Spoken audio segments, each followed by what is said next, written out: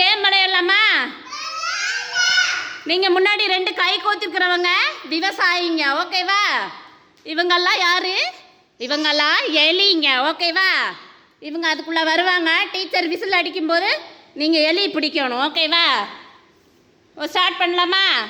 ஆ வாங்க, ஓடுங்க சீக்கிரம். மகி ஓடுங்க.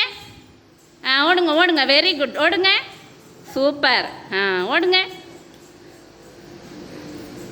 ஓடுங்க.